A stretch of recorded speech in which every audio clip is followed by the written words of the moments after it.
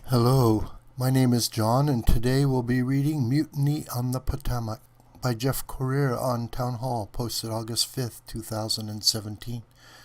Crouere is a native of New Orleans, Louisiana, and he is host of a Louisiana-based program, Ringside Politics, on TV and radio.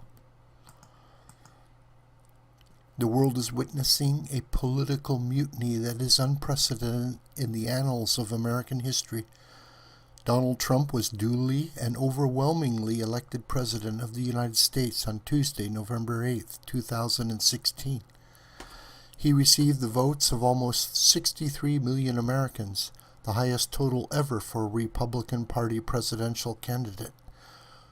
Through a remarkably targeted campaign, he won electoral votes in 31 states, destroying his opponent in Electoral College.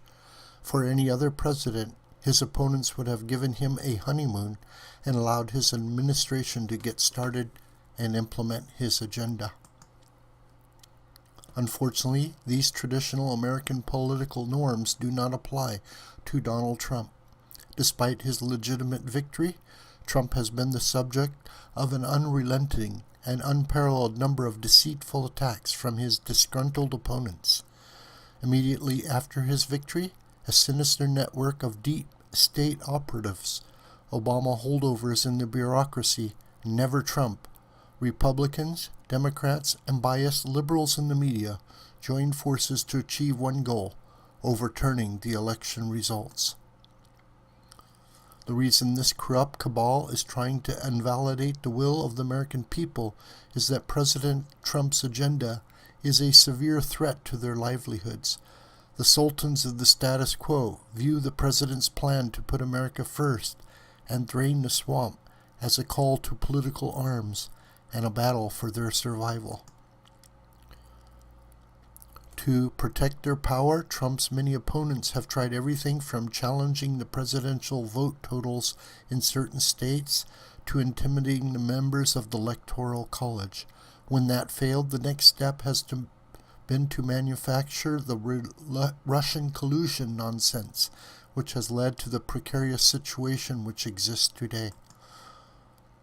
Sadly, the Attorney General Jeff Sessions made the horrible mistake of recusing himself from the investigation, which set in motion the process that created the special counsel, Robert Mueller, who is trying to find a crime to tie to President Trump. There is nothing in the Russian collusion story, so Mueller is now scrutinizing the complicated financial dealings of the president and his business empire. Although the president has expressed his displeasure with this witch hunt, if he attempts to fire Mueller, Congress will try to impeach him. According to Senator Lindsey Graham, Republican, South Carolina, any effort to go after Mueller could be the beginning and the end of the Trump presidency. With Republican friends, like Graham, the president certainly does not need enemies. To bolster his threat, Graham is working on legislation to prevent the president from firing Mueller without judicial review. The actions of Graham and several other GOP senators, such as Senator Flake, illustrate how the Republican-led Senate has abandoned President Trump. For example, the Senate, along with the House, overwhelmingly passed a bill imposing sanctions on Russia and preventing the president from easing them. It is equivalent of Congress usurping presidential authority, and since he has few Capitol Hill allies, the president was forced to sign the bill. A veto would have surely been overturned in an embarrassing display of presidential weakness. Although Obamacare has been an unmitigated disaster and Republicans in both houses of Congress have promised for 8 years to offer relief to the American people and repeal and replace it, senators left for a month-long recess without taking needed action.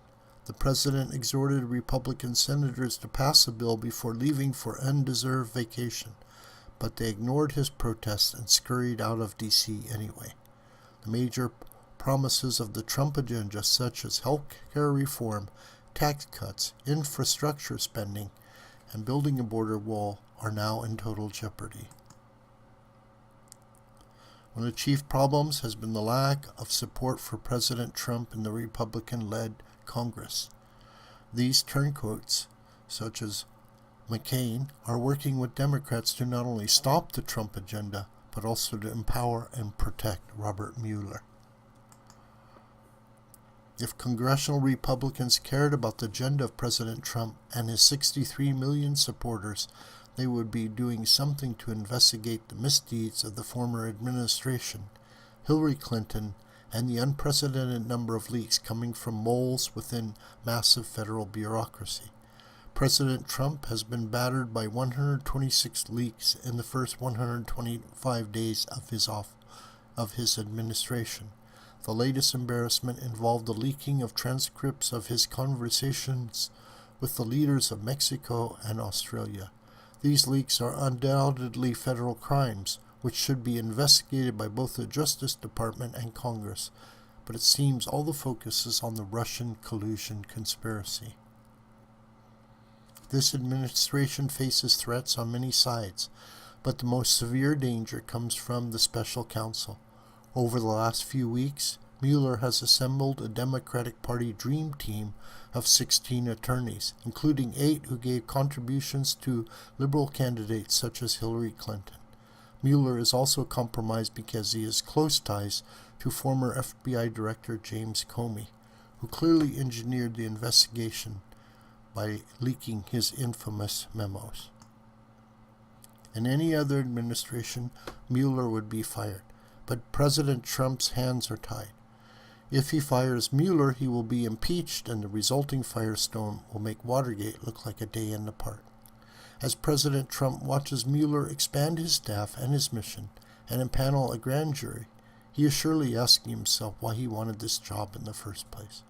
Along with his attorneys, his family, and his deplorable base of supporters, President Trump is alone in a sea of killer sharks working overtime to deliver a political death blow.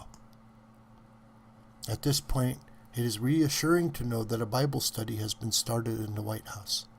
Prayers may be the only thing that can save President Trump as his legions of enemies conspire to destroy him.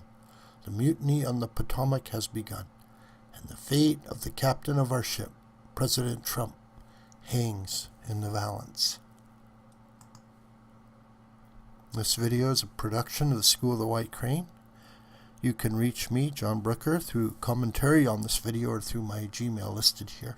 Please share this video with family and friends and on social media. May God richly bless you.